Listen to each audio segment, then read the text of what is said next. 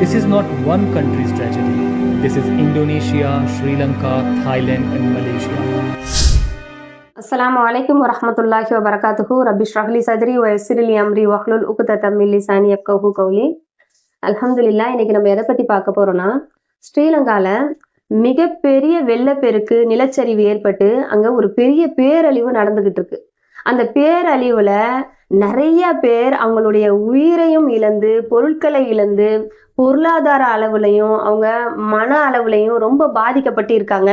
இன்னைக்கு அந்த நாட்டுல திரும்ப ஒரு சீரான நிலைக்கு வர்றதுக்கு பல வருடங்கள் ஆகும். அந்த மாதிரியான ஒரு சூழ்நிலையில ஸ்ரீலங்கா இருக்கு.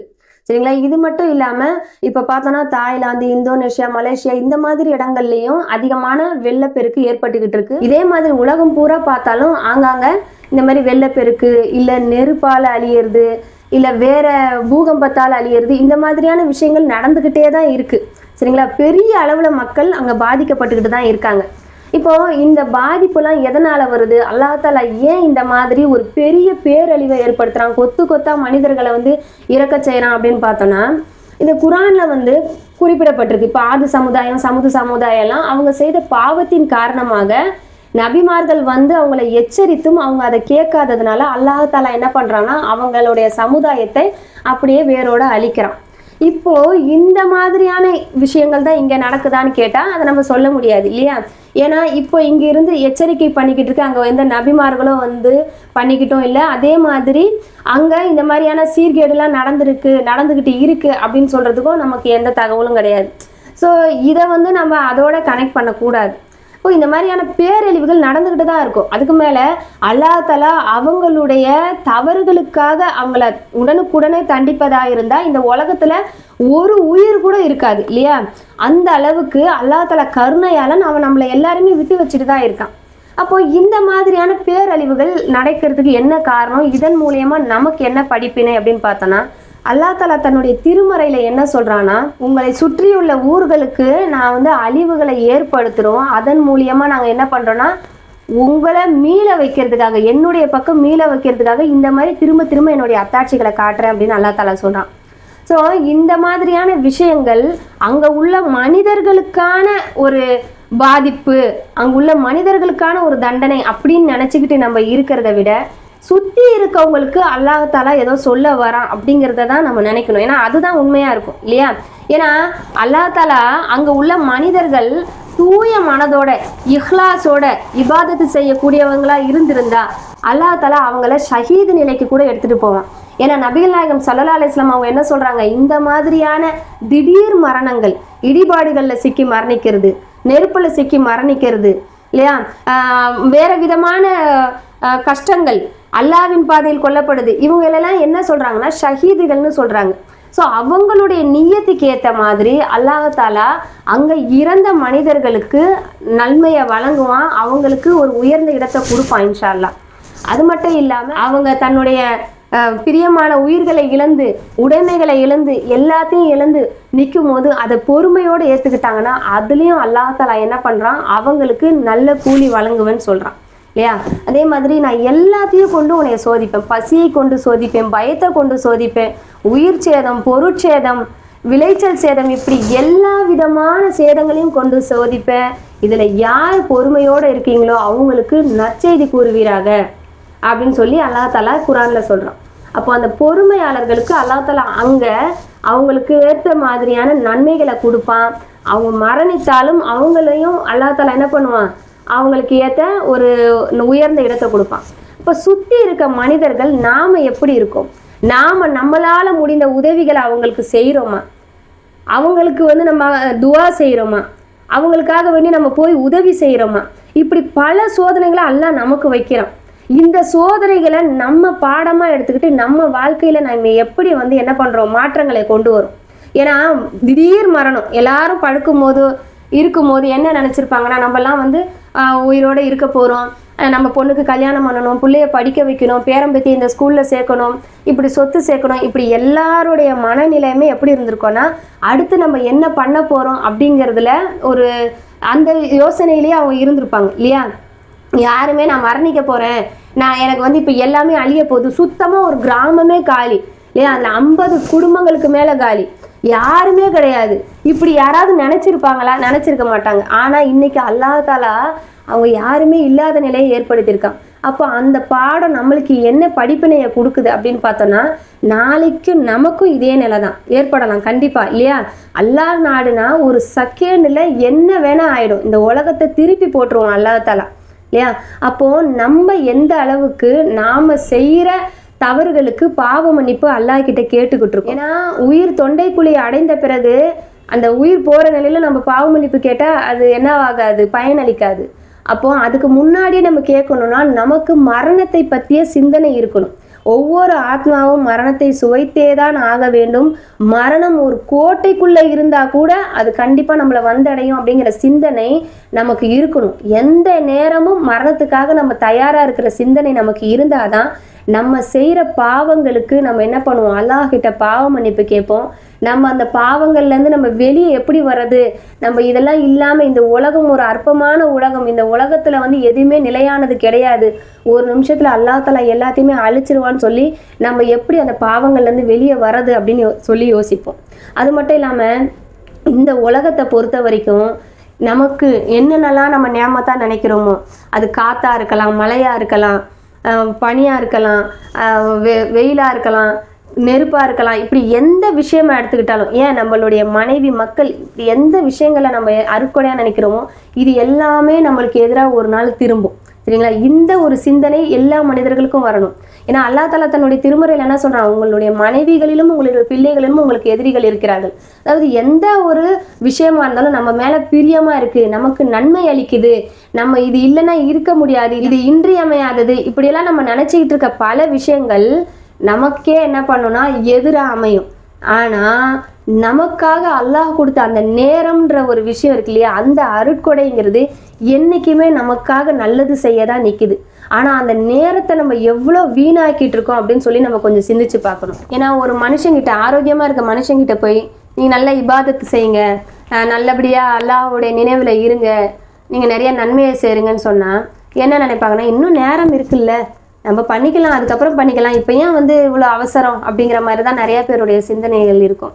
ஆனால் இந்த மாதிரியான திடீர் மரணங்கள், பேர் அழிவுகள் எதை நமக்கு காட்டுதுன்னா, நம்மக்கிட்ட எந்த ஒரு கேரண்டியும் கிடையாது நம்ம அடுத்த நிமிஷம் இருப்போம் அப்படிங்கிறதுக்கு அப்படின்னு காட்டும்போது நம்ம என்ன பண்ணணும்னா, நம்ம ஆரோக்கியமாக இருக்கும்போது அல்லாஹ் தஆலா நம்மளை ஒரு கம்ஃபர்ட் ஜோனில் வச்சுருக்கும் போது நம்ம நிறைய இறைவனை நினைக்கக்கூடியவங்களாக இருக்கணும்.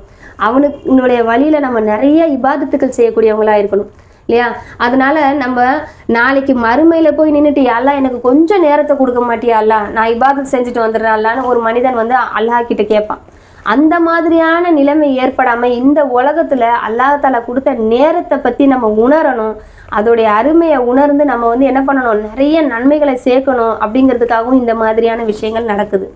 அது மட்டும் இல்லாம இப்போ அவங்கெல்லாம் நிறைய சொத்து சேர்த்து வச்சிருப்பாங்க, இதெல்லாம் நமக்காக இருக்க போகுது, நம்ம பிள்ளைகள் நமக்காக இருக்க போறாங்க, இல்லையா, நம்மளுடைய உறவுகள் நமக்காக இருக்க போறாங்க, இப்படிங்கிற நினைப்பெல்லாம் அவங்களுக்கு இருந்திருக்கும். ஆனா இன்னைக்கு எதுவுமே இல்லாம, இல்லையா, எவ்வளோ பணக்காரங்கள்லாம் கூட ஒரு ரோட்டோரமாக உட்காந்து இப்போ யாரோ கொடுக்குற சாப்பாட்டை வாங்கி சாப்பிட்டுக்கிட்டு எதுவுமே இல்லாமல் இருக்குது. எத்தனையோ மாடி கட்டிடங்கள் இடிஞ்சு விழுந்து தகர்ந்து ஒன்றுமே இல்லாமல் கோடீஸ்வரன் கூட என்னவாகிற நிலைமை ஏற்படுது, மற்றவங்க கிட்ட கையேந்திர நிலைமை ஏற்படும் போது அப்போது நம்ம எதுவுமே இந்த உலகத்தில் நிரந்தரம் கிடையாது. நம்மளுடைய தரம், நம்மளுடைய தராதரம் எல்லாமே மாறும், இல்லையா?